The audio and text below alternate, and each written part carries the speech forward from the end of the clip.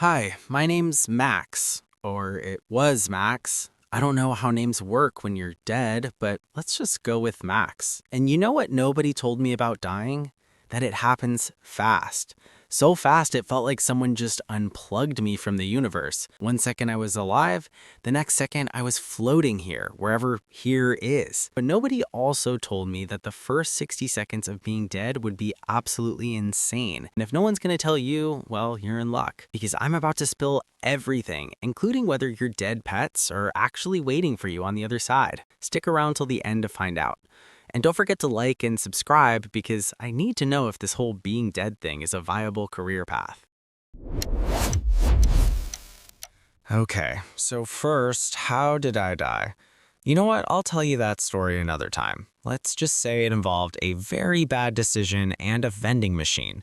Yes, a vending machine. Don't ask. We'll get to that later. Maybe in another video. Or maybe I'll take that secret to my... Wait, I can't even say that because I'm already in my grave.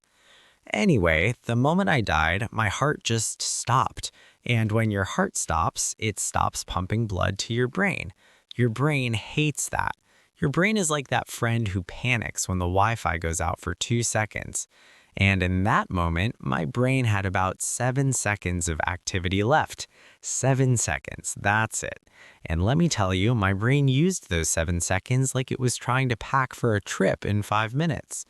My life literally flashed before my eyes. And I mean literally. I saw every memory, every single moment from the day I was born to the day I died, all crammed into 7 seconds. Boom, it's my 5th birthday. I'm blowing out candles. Boom, now I'm 10, falling off a swing. I can feel my arm breaking again. Boom, I'm back in middle school, standing in the cafeteria with my pants ripped. My brain simply said, let's watch her embarrassing days again in 4K. Now, here's where things get really weird. After those first 7 seconds, my brain had this huge surge of electrical activity. They're called gamma waves. These are the brain waves that happen when you're concentrating really hard or dreaming or deep in thought. Except mine spiked to 300 times their normal level. 300 times.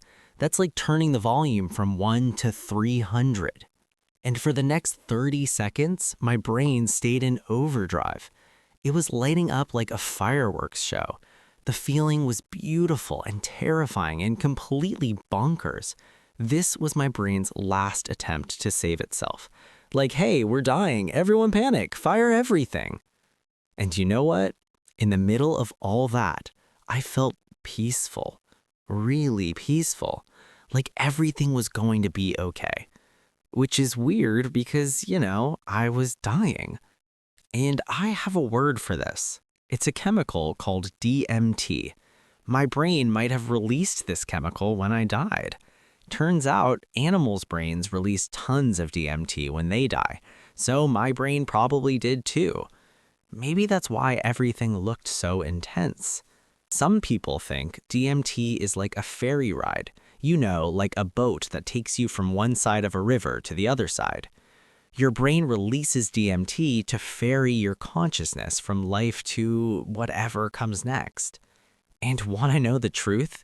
That's exactly what it felt like. Like I was being carried across some invisible bridge between worlds. Okay, so we're at the 30-second mark now. Here, things get less magical and more biological. All my muscles relaxed, and I mean all of them, including the ones that keep your poop inside your body. And yeah, you guessed right, I pooped. Most dead people do. My body took one last bathroom break before entering a realm where I'd have to stand in line behind Julius Caesar, dinosaurs, and your great-great-great-grandma just to pee, if bathrooms even exist here. My body temperature started dropping too, about 1.5 degrees every hour, slowly turning me into a human popsicle until I matched whatever temperature the room was. And my blood just gave up. Gravity pulled it down to the lowest parts of my body. So since I was lying on my back when I died, all my blood just sank to my back and legs. This made my skin change color. Some parts became pale, some parts became purple, some red. I looked like a bruised banana. Not the aesthetic I was going for, but death doesn't really care about your skincare routine. By the time 60 seconds hit, I was officially in active dying mode, which is the weirdest phrase ever. But you know what? Forget my body turning into a cold, colorful mess. Let's talk about what I saw, because this is the part everyone actually cares about. The tunnel, the famous tunnel of light that everyone talks about. And guess what? It's real. I saw it with my dead eyes.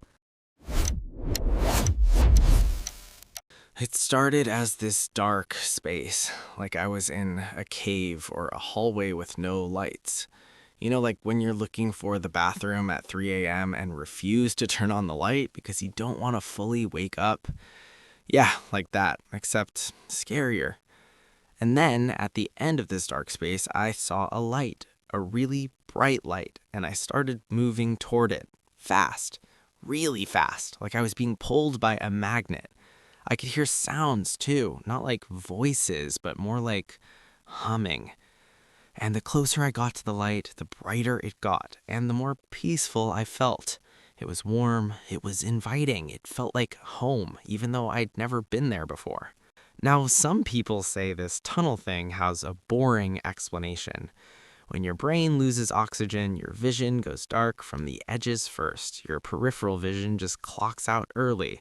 So all you can see is what's directly in front of you, and boom, instant tunnel effect, like watching a movie through a paper towel roll. They also say your dying brain creates hallucinations because it's panicking. So the light, the sounds, the peaceful feeling, it was all just my brain having a meltdown. And then I saw something. It looked like a shape made of light, a glowing figure standing in the distance, and I felt like I knew it.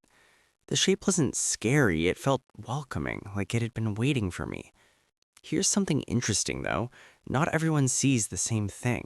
In Western countries, people say they see dead relatives and angels.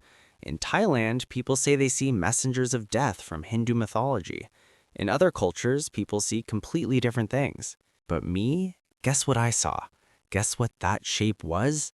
My cat. Mittens, the same cat who used to knock my coffee off the table every single morning like it was his job. The same cat who loved ignoring but somehow showed up to greet me in death. But Mittens died 12 years ago. 12 years. So what did this mean? Did it mean I saw what I expected to see? Or did it mean that whatever is on the other side can appear in different forms depending on who I was? And trust me, I still don't want to tell you what I was in real life. But maybe what happened to me was probably all brain chemistry. My brain lost oxygen. It released a bunch of chemicals. It created hallucinations. It made up stories to comfort me as I died. Everything I saw and felt was just neurons firing randomly. That was it. Nothing magical, nothing spiritual, just biology doing its thing. But this is still proof of something bigger. This is proof that I have a soul, even though what I did on Earth made people think I didn't have one. This is proof of an afterlife. This is proof that consciousness exists beyond my physical body. The tunnel is real. The light is real. My cat was real. I was transitioning from one form of existence to another. But you know what? I'm glad I met Mittens here. And wherever here is, it's huge, it's strange, it's beautiful, it's confusing. And I'm going to explore every inch of it because I've got questions. So many questions.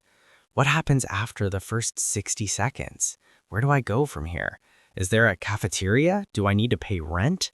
And more importantly, if billions of people are here, how bad is the traffic? Because I did not die just to sit in gridlock for eternity. I don't have all the answers yet, but I'm dead curious and I've got nothing but time.